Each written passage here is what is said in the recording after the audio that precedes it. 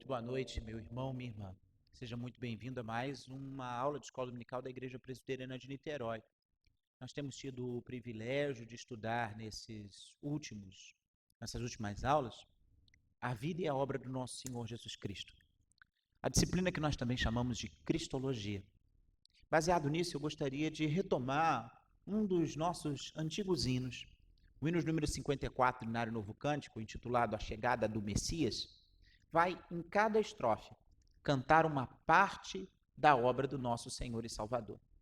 Cante comigo esse conhecido hino com uma melodia tão simples, mas que vai falar aos nossos corações a partir da mensagem das Escrituras. Cantemos juntos, hinos número 54 do nosso Inário Novo Cântico.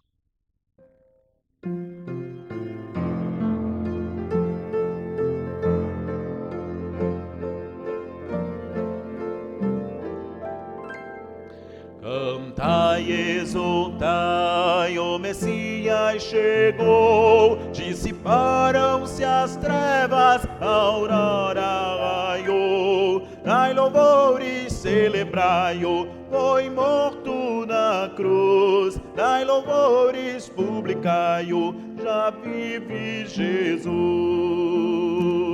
Cantai, exultai, pelos ímpios sofreu, satisfez a justiça e o sangue verteu.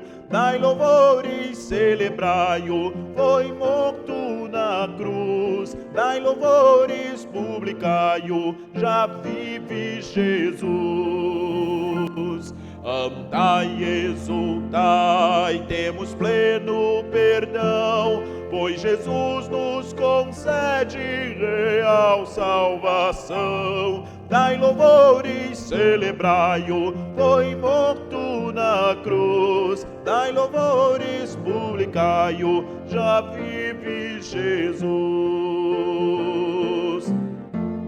Cantai, exultai, Jesus Cristo nos céus, pelos seus intercede à destra de Deus. Dai louvores, celebrai-o, foi morto na cruz. Dai louvores, publicai-o, já vive Jesus. Cantai, exultai, o Senhor voltará, triunfante e glorioso nas nuvens virá. Dai louvores, celebrai-o, foi morto na cruz. Dai louvores, publicai-o, já vive Jesus.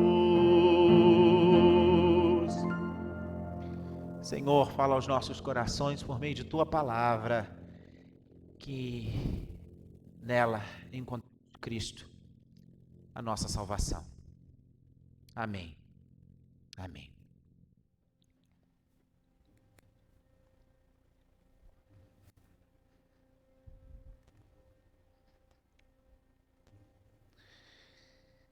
Em mais uma aula sobre a Cristologia, sobre a pessoa e a obra do nosso Senhor Jesus Cristo, nós vamos falar sobre a obra escatológica de Jesus.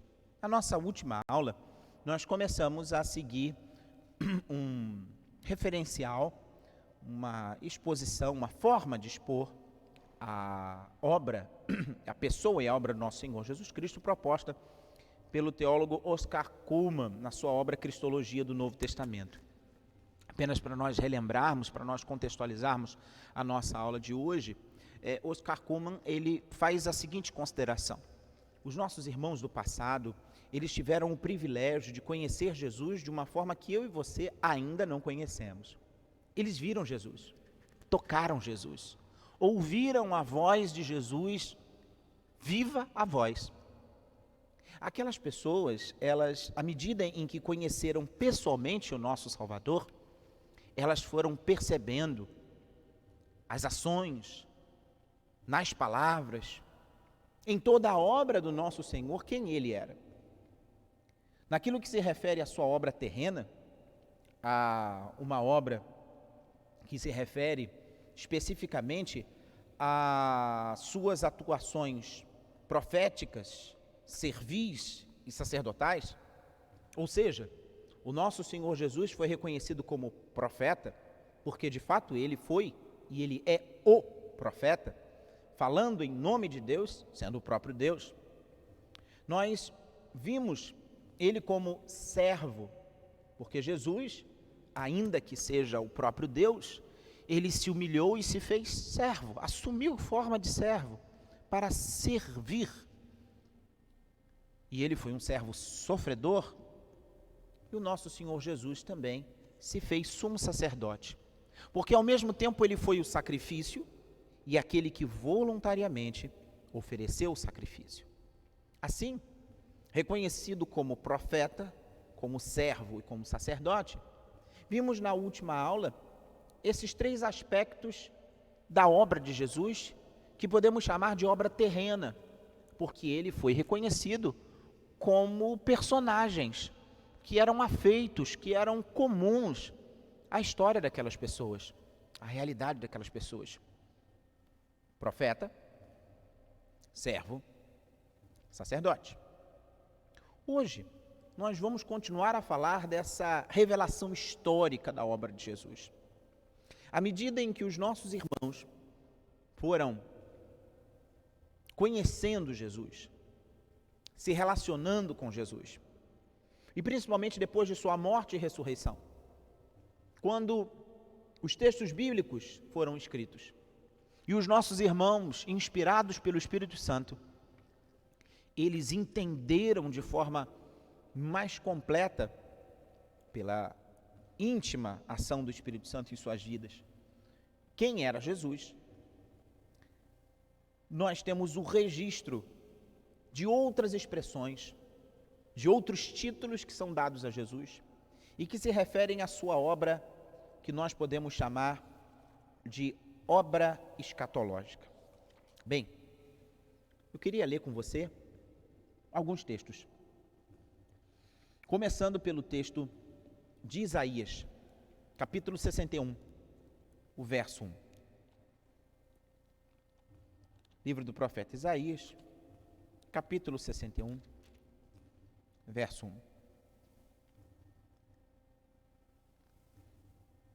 O Espírito do Senhor Deus está sobre mim, porque o Senhor me ungiu para pregar boas novas aos quebrantados, enviou-me a curar os quebrantados de coração, a proclamar libertação aos cativos e a pôr em liberdade os algemados. Você abrir a sua Bíblia, Evangelho de Lucas, capítulo 4. Você vai encontrar o seguinte registro. Evangelho de Lucas, capítulo 4.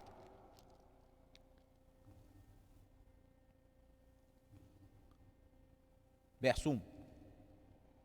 Jesus, cheio do Espírito Santo, voltou do Jordão e foi guiado pelo mesmo Espírito no deserto. Verso 16 até o verso 21, do mesmo capítulo 4 de Lucas. Abre aí comigo. Indo para Nazaré, onde fora criado, entrou num sábado na sinagoga, segundo o seu costume, e levantou-se para ler. Então lhe deram um livro do profeta Isaías, e abrindo o livro achou o lugar onde estava escrito: O Espírito do Senhor está sobre mim, pelo que me ungiu para evangelizar os pobres, enviou-me para proclamar libertação aos cativos e restauração da vista aos cegos, para pôr em liberdade os oprimidos e apregoar o ano aceitável do Senhor. Tendo fechado o livro, devolveu ao assistente e sentou-se. Todos na sinagoga tinham os olhos fitos nele. Então, passou Jesus a dizer-lhes: Hoje se cumpriu a Escritura que acabais de ouvir. Texto do profeta Isaías na boca do nosso Senhor, e ele afirmando de forma clara: hoje se cumpriu a Escritura. Quando nós nos referimos à obra escatológica, nós estamos nos referindo à obra futura de Jesus. Mas qual futuro? A palavra escatologia, ela está comumente associada ao fim dos tempos, à doutrina das últimas coisas. Sim, é verdade, na teologia existe um departamento, existe uma disciplina, existe uma abordagem exclusivamente da escatologia, ou seja, as últimas coisas na história da redenção. No entanto, aqui no estudo de hoje, quando nós nos referimos à obra escatológica de Jesus, nós não estamos nos referindo em escatologia no sentido das últimas coisas, pelo menos não num primeiro momento. Nós estamos nos referindo à escatologia dos hebreus. Estamos falando da escatologia do povo de Israel, ao futuro que era esperado pelos judeus. E a esperança daquele povo, o povo hebreu, foi cumprida em Jesus. Jesus, o Messias. Jesus, o Filho do Homem. O primeiro título associado a Jesus é Messias. Qual o significado de Messias? É uma palavra muito comum ao vocabulário cristão, mas que carece muitas vezes do conhecimento do seu significado. A palavra Messias vem da língua hebraica e significa ungido. No Antigo Testamento, a unção com óleo, ela designava, certificava a escolha. Era um sinal externo da escolha divina. Reis, profetas, sacerdotes eram ungidos.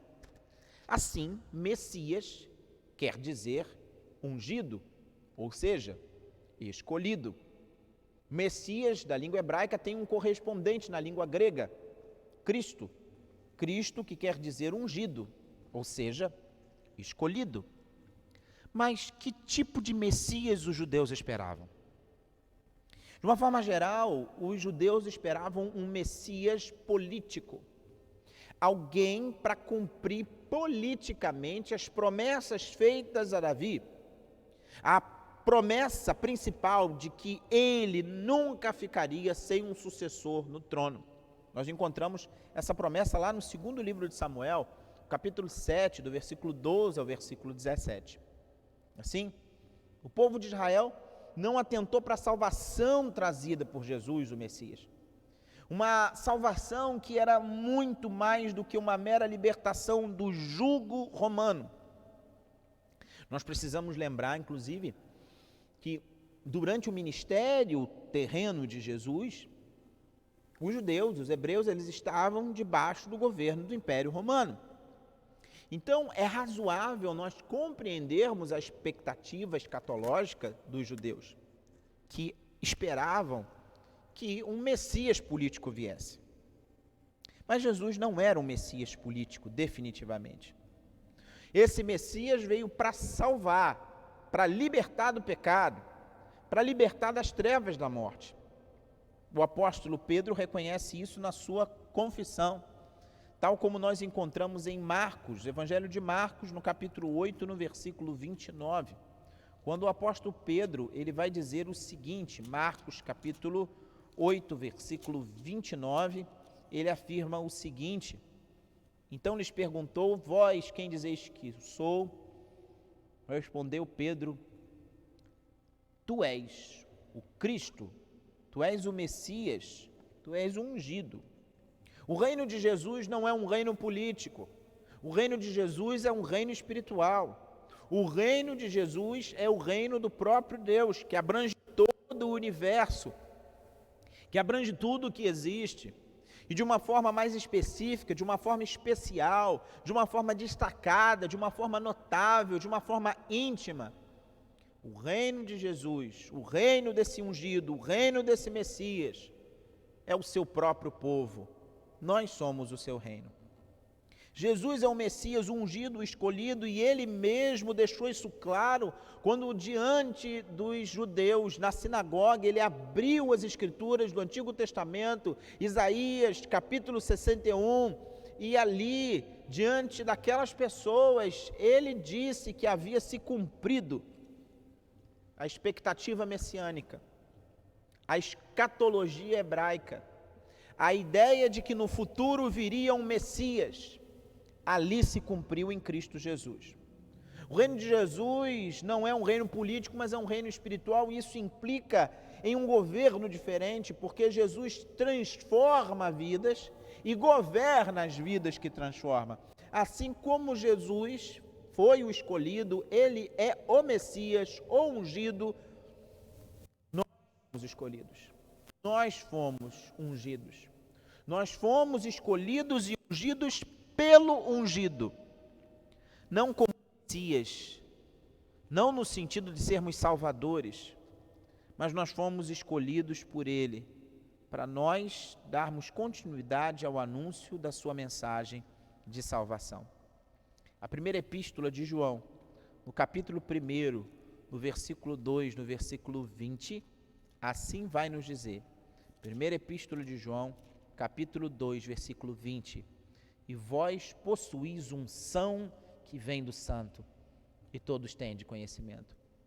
Em Jesus nós fomos escolhidos para levar as boas novas de salvação. Em Jesus nós fomos escolhidos para sermos seus filhos. Em Jesus nós fomos escolhidos para pertencermos a Ele e sermos seu reino. E a minha pergunta para você hoje, como um escolhido de Deus, você tem cumprido a sua missão de ser reino, de obedecer, de se render a Jesus, de se submeter à sua vontade revelada na sua palavra? Você tem cumprido a sua missão de levar o reino de Deus ao mundo através dos seus gestos, através da sua vida como um todo, através da sua palavra, da sua pregação? Ele nos ungiu para proclamar boas novas. Mas, além desse aspecto, além desse título, além dessa função de Messias, além de ser entendido, além de ser recebido como aquele que cumpre essa promessa do Messias que viria, Jesus também é chamado de Filho do Homem. E quem é o Filho do Homem? Abra sua Bíblia, o livro do profeta Daniel, capítulo 7, verso 13. Livro do profeta Daniel, capítulo 7, verso 13. Aqui nós temos a profecia sobre a vinda do Filho do Homem. E assim nos diz, Daniel capítulo 7, verso 13, eu estava olhando nas minhas visões da noite, e eis que vinha com as nuvens do céu, um como o Filho do Homem, e dirigiu-se ao ancião de dias, e o fizeram chegar até ele. Eu estava olhando nas minhas visões da noite, e eis que vinha com as nuvens do céu, um como o Filho do Homem, e dirigiu-se ao ancião de dias, e o fizeram chegar até ele. O significado dessa expressão, Filho do Homem, inicialmente é muito simples. Filho do Homem é aquele que pertence à espécie humana. Em outras palavras, simplesmente, homem. Também é um título de majestade, pois é ele a quem Deus deu o poder de exercer o juízo. Onde nós lemos isso? Você abrir a sua Bíblia, no Evangelho de Lucas, no capítulo 17, você vai encontrar essa verdade aí. Lucas, capítulo 17, Evangelho de Lucas, capítulo 17, verso 22 em diante. A seguir dirigiu seus discípulos, virá o tempo em que desejareis ver um dos dias do Filho do Homem, não vereis. E vos dirão, ele aqui ou lá está, não vades nenhum cigais, porque assim como o relâmpago fuzilando, brilha de uma extremidade do céu, a outra extremidade do céu, assim será no seu dia o Filho do Homem. Mas importa que primeiro ele padeça muitas coisas e seja rejeitado por esta geração. Assim como foi nos dias de Noé, será também nos dias do Filho do Homem. Comiam, bebiam, casavam, davam em casamento até o dia em que Noé entrou na arca e veio o dilúvio e destruiu a todos. O mesmo aconteceu nos dias de Ló, comiam, bebiam, compravam, vendiam, plantavam, edificavam. Mas no dia em que Ló saiu de Sodoma, choveu do céu fogo e enxofre e destruiu a todos. Assim será no dia em que o Filho do Homem se manifestar. E aqui nós temos um aspecto de Jesus como juiz. É um título de majestade, porque o Filho do Homem recebe poder para julgar, e o Filho do Homem que ali estava com eles estava explicando que chegaria ainda um dia em que ele viria novamente. E aí começa a nossa escatologia propriamente dita. Mateus capítulo 24, verso 27. Mateus capítulo 24, verso 27. Porque assim como o relâmpago sai do oriente e se mostra até no ocidente, assim há de ser a vinda do Filho do Homem. Em Marcos capítulo 8, versículo 38, nós vemos uma associação mais nítida de Jesus com o Filho do Homem. Assim está escrito, Marcos capítulo 8, verso 38. Porque qualquer que nesta geração adúltera e pecadora se envergonhar de mim e das minhas palavras, também o Filho do Homem se envergonhará dele quando vier na glória de seu Pai com os santos anjos. Jesus era e é o Filho do Homem. Jesus pôde se designar a si mesmo como o Filho do Homem porque ele foi descido do céu. Jesus era a ideia nova, uma ideia nova na mente daquelas pessoas, porque quem poderia dizer que o próprio Deus desceria até nós? Jesus se fez homem. Aqui nós temos a encarnação do Filho do Homem, no seio da humanidade, um homem entre homens. E qual a necessidade da humanidade de Jesus? Em primeiro lugar, Jesus se fez homem perfeito, para ser um exemplo humano perfeito para os seus discípulos. Segundo lugar, além de ser um exemplo humano perfeito para os seus discípulos, Jesus veio para ser um representante perfeito do seu povo. Quando você abre a sua Bíblia, em Romanos,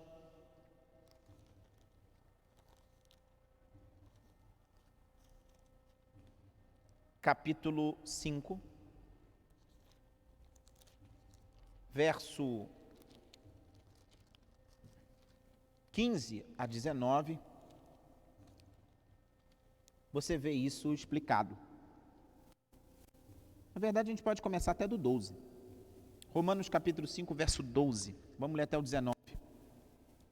Portanto, assim como por um só homem entrou o pecado no mundo, e pelo pecado a morte, assim também a morte passou a todos os homens, porque todos pecaram. Porque até o regime da lei havia pecado no mundo, mas o pecado não é levado em conta quando não há lei.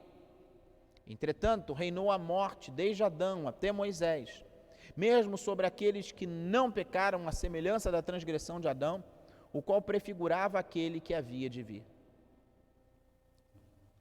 Todavia, não é assim o dom gratuito como a ofensa. Porque se pela ofensa de um só morreram muitos, muito mais a graça de Deus e o dom pela graça de um só homem, Jesus Cristo, foram abundantes sobre muitos.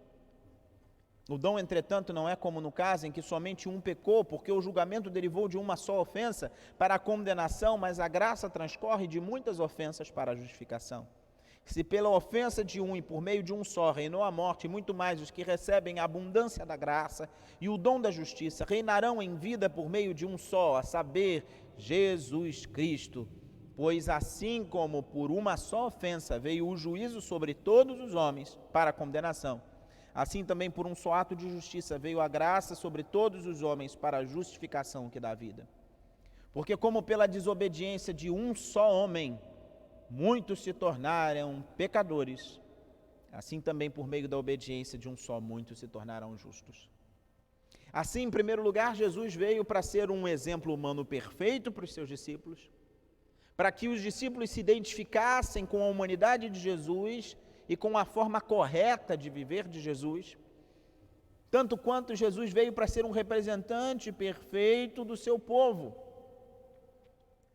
Foi por um homem que entrou o pecado, um ser humano. Por um ser humano, precisava que o pecado fosse expiado. Em terceiro lugar, havia necessidade que se cumprisse o propósito de Deus para o homem em relação à sua criação. O ser humano não foi criado para a desobediência, o ser humano não foi criado para a falta de retidão, o ser humano não foi criado para o pecado, o ser humano foi criado para a obediência e para desfrutar da graça de Deus, do amor de Deus, da bondade de Deus, da misericórdia de Deus, em perfeita harmonia com Deus. Mas o pecado nos afastou de Deus.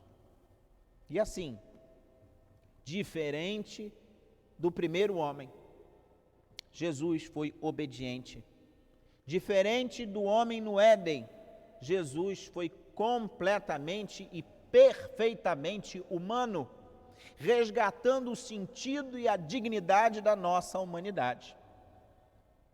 Quarto lugar, Jesus, como homem, estava sob a lei e obedeceu a lei pelo seu povo. Ele não é simplesmente um representante perfeito por ser humano, mas ele é um representante perfeito por ser um ser humano que substitui Adão, agora sendo aquele que vai cumprir para o que Adão havia sido designado, mas também porque agora ele está debaixo de uma lei, e ele obedece à lei, ele cumpre a lei, e assim ele satisfaz plenamente a justiça de Deus. Quinto lugar, Jesus nos vem mostrar que é possível vencer o sofrimento e o pecado.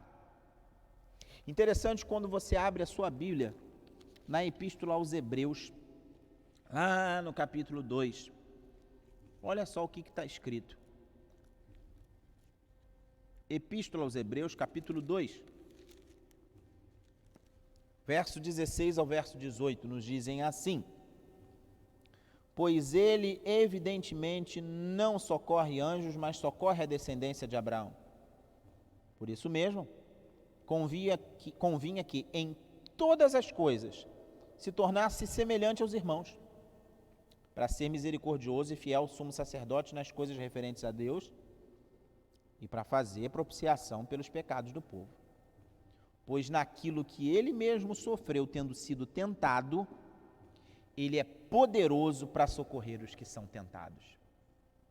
Jesus veio para nos mostrar que é possível vencer o sofrimento e o pecado. No capítulo 4 da mesma Epístola aos Hebreus, versículo 15, versículo 14, 15 e 16. Vamos ler juntos, diz assim, Hebreus 4, a partir do verso 14. Tendo, pois, a Jesus, o Filho de Deus, como grande sumo sacerdote que penetrou os céus, conservemos firmes a nossa confissão, porque não temos sumo sacerdote que não possa compadecer-se das nossas fraquezas.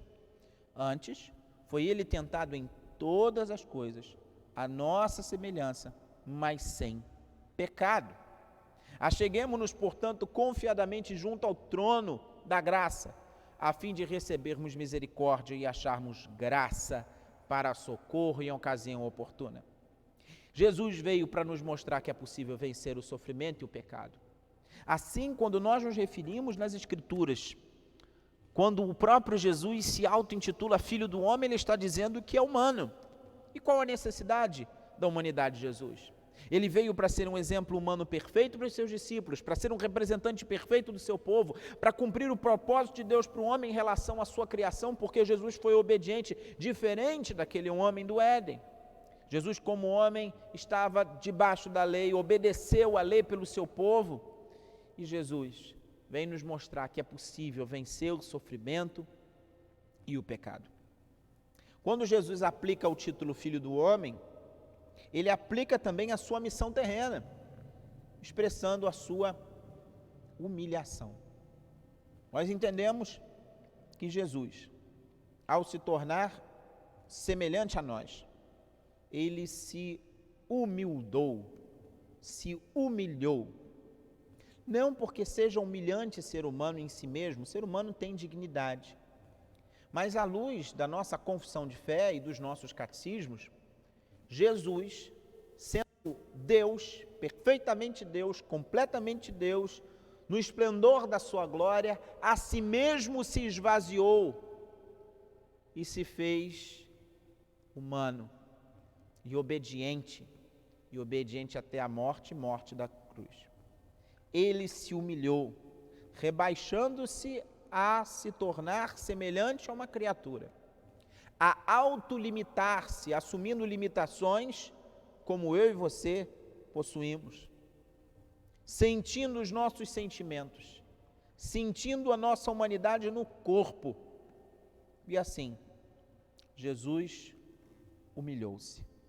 Marcos, Evangelho de Marcos, capítulo 10. Evangelho de Marcos, capítulo 10, versículo 45, assim nos afirma: Pois o próprio Filho do Homem não veio para ser servido, mas para servir e dar a sua vida em resgate por muitos. Marcos, capítulo 8, verso 31, nós lemos o seguinte: Porque ensinava aos seus discípulos e lhes dizia: O Filho do Homem será entregue nas mãos dos homens e o matarão, mas 3 dias depois de sua morte ressuscitará. Nessa predição que acabamos de ler, Jesus está empregando o título de Filho do Homem e está associando esse título à ideia do servo sofredor de Deus. Jesus tinha muito bem em sua mente a consciência de quem ele era e da sua missão. O ungido, o Cristo, o Salvador escolhido, era o Filho do Homem, que compreendia muito bem ser o cumprimento das promessas do Antigo Testamento e que ele mesmo haveria de padecer em nosso lugar. Jesus nasceu de mulher, portanto um ser humano como eu e você. Mateus capítulo 1, verso 18 a 25 nos deixa muito claro essa história. O nascimento de Jesus foi assim. Estando Maria, sua mãe, desposada com José, sem que tivessem antes coabitado, achou-se grávida pelo Espírito Santo. Mas José, seu esposo, sendo justo e não a querendo infamar, resolveu deixá-la secretamente. Enquanto ponderava nestas coisas, eis que lhe apareceu em sonho um anjo do Senhor, dizendo: José, filho de Davi, não temas receber Maria, tua mulher, porque o que nela foi gerado é do Espírito Santo. Ela dará à luz um filho e lhes porás o nome de Jesus, porque ele salvará o seu povo dos pecados deles. Ora, tudo isto aconteceu para que se cumprisse o que fora dito pelo Senhor por intermédio do profeta: Eis que a virgem conceberá e dará à luz um filho, e ele será chamado pelo nome de Emanuel, e quer dizer Deus conosco. Despertado José do sono, fez como lhe ordenara o anjo do Senhor e recebeu sua mulher. Contudo, não a conheceu, enquanto ela não deu à luz um filho, a quem pôs o nome de Jesus. Jesus é o Filho do Homem anunciado por Daniel. Sua humanidade era necessária para representar de forma perfeita o ser humano diante de Deus. Sua humanidade nos ensina que é possível vencer o pecado e obedecer a Deus. Mas para tanto basta não somente crer em Jesus, precisamos ter fé em Jesus. Crer até os demônios creem. Precisamos depositar a nossa fé em Jesus para nós atentarmos ao que nos ensina Hebreus capítulo 11, verso 6. De fato, sem fé é impossível agradar a Deus, porquanto é necessário que aquele que se aproxima de Deus creia que Ele existe e que se torna galardoador dos que o buscam. Jesus é o Filho do Homem e Ele virá outra vez para exercer juízo. Precisamos estar preparados para a volta do Filho do Homem. Na aula de hoje nós estudamos a obra escatológica de Jesus. Não necessariamente obra escatológica no sentido ao que ainda há de vir, mas aquilo que viria para os hebreus. Os hebreus tinham uma esperança messiânica, a esperança no ungido, no Messias, no Cristo, aquele que daria cumprimento à promessa feita a Davi de que jamais faltaria um descendente no trono. Obviamente, aqueles nossos primeiros irmãos pensaram num primeiro momento que seria uma promessa política. Não. O reino que Jesus traz é um reino sem fim, um reino que vai muito além da política e das estruturas humanas. É o reino que abrange todo o universo e de forma especial e muito carinhosa e amável e íntima, aqueles que são feitos seu reino, aqueles que são feitos filhos de Deus. Jesus é o cumprimento da promessa a respeito do Filho do Homem, aquele que viria, o ser humano ungido, escolhido por Deus, que sofreria em lugar do ser humano. Jesus se fez homem para, assumindo nossa natureza humana, pagar o preço do pecado cometido pelo homem. Jesus, ele veio para cumprir as profecias do Antigo Testamento e assim as cumpriu. E não somente. É importantíssimo aplicarmos essas verdades para o hoje e mesmo para amanhã. Jesus é o Messias da sua vida, é o Cristo da sua vida, é o Salvador da sua vida. Aquele Messias prometido chegou à sua vida, ou Jesus é só mais um profeta, Jesus é só mais um pregador, Jesus é só mais um exemplo para você. Receba hoje, agora, Jesus como o único e suficiente Salvador de sua vida, porque Ele foi ungido para tirar você do pó e da cinza e para te trazer coroa de alegria, óleo de alegria, para plantar você, edificar você como um carvalho de justiça, plantado e firmado, edificado para a glória do Senhor. Você já parou para pensar que as profecias do Antigo Testamento se cumpriram? E por isso as profecias do Novo Testamento têm uma garantia de que também serão cumpridas? O mesmo Deus que prometeu no passado e cumpriu, é o Deus que prometeu e vai cumprir. Jesus, o Filho do Homem, deixou de forma clara, Ele vai voltar. Você está preparado? Seu coração está pronto? Sua vida já foi entregue nas mãos do Senhor? Qual é a sua expectativa? Aquele que crê no Senhor Jesus não tem medo do futuro, mas sabe o seu lugar, sabe que num abrir e num fechar de olhos, nós reveremos o nosso Senhor. Nós vamos ver Jesus na sua mais alta e refulgente glória e nós estaremos eternamente com Ele. Você está preparado para esse dia? De qual grupo você faz parte? Daqueles que vão ouvir: afastai-vos de mim, jamais vos conheci? Ou você estará entre aqueles que ouvirão: vinde, meus filhos benditos, vinde, desfrutai do prazer, da alegria do seu Senhor? Eu quero convidar você nesse momento, querido, a curvar sua cabeça junto comigo, a se entregar a esse Jesus e a viver com esperança, porque nós cremos que as promessas de Deus não falham e Ele vai voltar para glorificar o seu povo e para restaurar todas as coisas. Vamos orar? Espírito Santo de Deus, em nome de Jesus, toma-nos nos braços. Jesus é o Messias, é o ungido, é o escolhido, Ele é o Filho do Homem. E nós te imploramos por graça, para que possamos, de forma serena, tranquila, acolhidos, amados e cuidados, reconhecermos em nosso coração esse Messias, esse Cristo que é Jesus, e nos refugiarmos nele, e amparados nele, vivermos uma vida que glorifica ao Senhor, porque como Messias Ele é Rei dos Reis e Senhor dos Senhores, e a nossa vida precisa refletir a nossa condição de servos, que foram resgatados, que foram salvos, que foram limpos, purificados, e agora santos e santificados, nós caminhamos rumo à nossa glorificação, e por isso que o Senhor remova de nós todo medo, todo vexame, toda vergonha, e nos dê toda a ousadia, todo o poder e toda a graça de anunciar e proclamar que o Jesus que veio vai voltar, e é por isso mesmo que nós continuamos vivendo a nossa vida em esperança e na expectativa do último dia, quando finalmente nós veremos o nosso Senhor como Ele é. Enquanto esse dia não chega, que o Senhor nos conforte, console e anime para a glória do Teu nome, em nome de Jesus. Amém.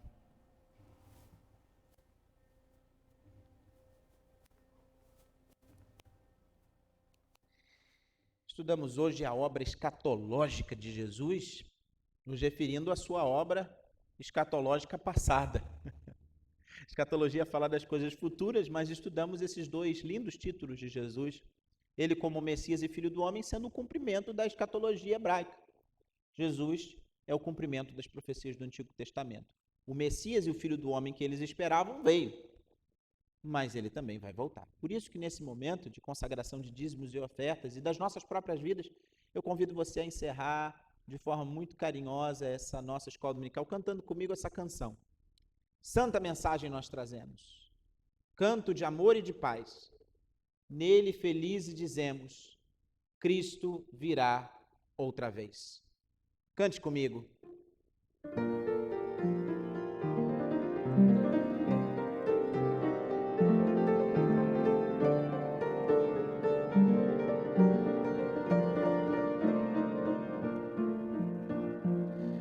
Santa mensagem trazemos, canto de amor e de paz, nele felizes dizemos, Cristo virá outra vez, Jesus virá, Jesus virá, de manhã talvez à tarde, esta noite ou amanhã, Jesus virá, Jesus virá, maravilhoso momento será,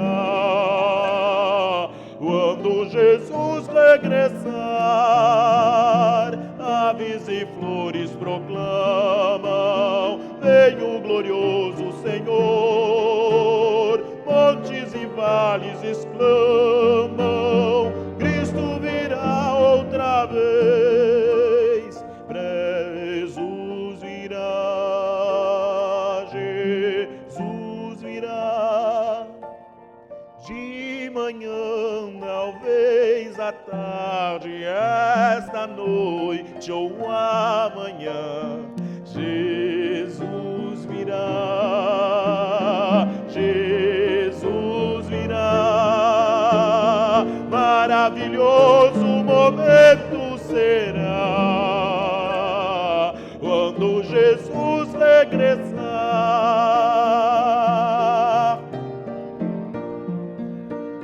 Juntos um dia estaremos perto do bom Salvador, gratos então cantaremos, Cristo Jesus já voltou,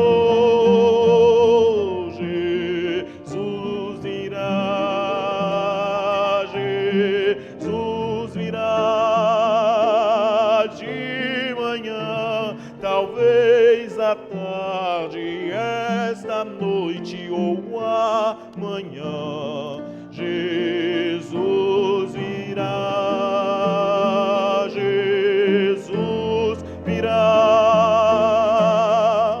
maravilhoso momento será, quando Jesus regressar.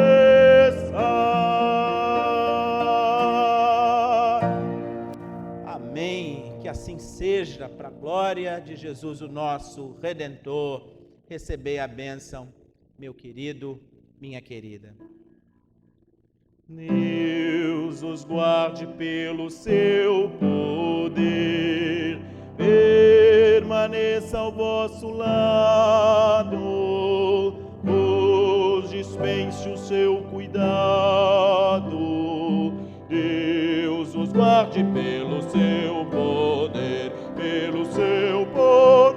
e no seu amor estaremos todos com Jesus. Pelo seu poder e no seu amor, ó, que Deus vos guarde em sua